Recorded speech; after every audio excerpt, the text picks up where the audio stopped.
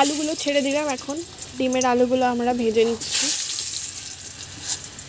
কাঠের উনুনে সেভাবে রান্না করা হয় না, তো আমি বাড়িতে এসেছি আমার বাপের বাড়িতে, তাই মাকে বললাম যে দেখি একটু কাঠের উনুনে ডিমের ঝোলটা রান্না করে দিই। আমি মা সব করে দিয়েছে, আমাকে গুছিয়ে টুছিয়ে দিয়েছে, আমি শুধু রান্নাটা করেছি। মশলা টশলা সব বেটে দিয়েছিল। তো এই দেখো আলুগুলো ভাজা হয়ে এসছে, লাল করে ভেজে নিয়েছি। এবার নামিয়ে নিচ্ছি। নামিয়ে নেওয়ার পর এবার ডিমগুলো সব ভেজে নেব। হলুদ নুন মাখিয়ে রেখেছি, এই যে এক এক করে সব ভেজে নিচ্ছি।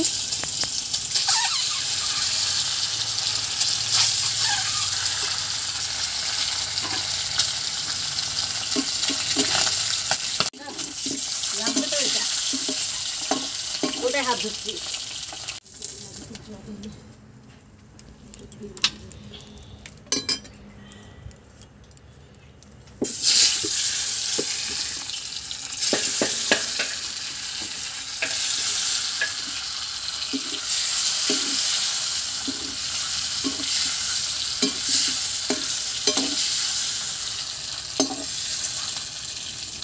গেছে, এখন রান্নাটা স্টার্ট করব।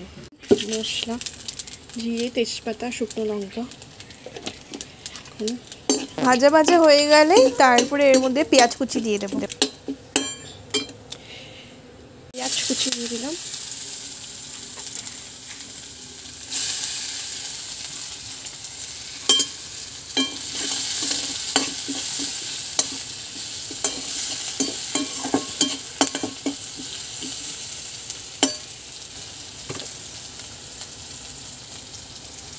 টমেটো কুচি,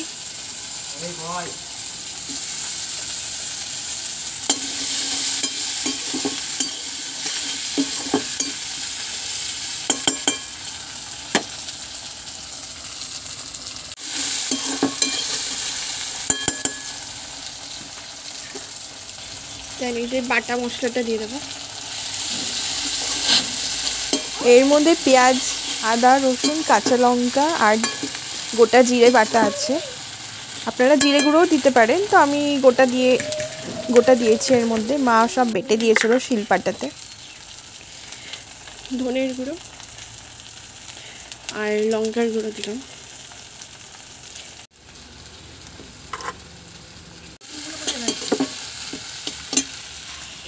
হলুদ দিয়ে দিলাম।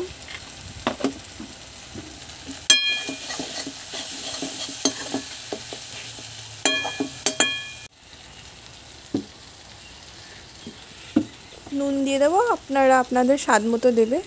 তো আমি এখানে 2 চামচ নুন নিয়ে নিচ্ছি। হয়ে গেছে আমাদের। এখন এই দেখুন কষানো হয়ে গেছে, আলুটা দিয়ে কষাচ্ছি। যে আলুগুলো ভেজে রেখেছিলাম আমি, ওগুলো মশলার মধ্যে দিয়ে কষিয়ে নিচ্ছি।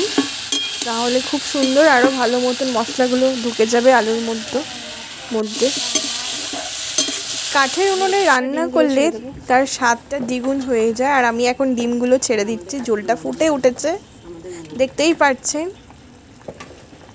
আর এই যে এইদিকে ঝোলটা ফুটে উঠেছে। কিছুক্ষণ পরে আমি গরম মশলা আর ধনেপাতা দিয়ে নামিয়ে দেব। তো কাঠের উনুনে রান্না এই যে ফুটে উঠেছে। আর আমাদের ধনেপাতাটা দিয়েছিলাম তো দেখানো হয়নি, আমি ধনেপাতা অ্যাড করে দিয়েছি।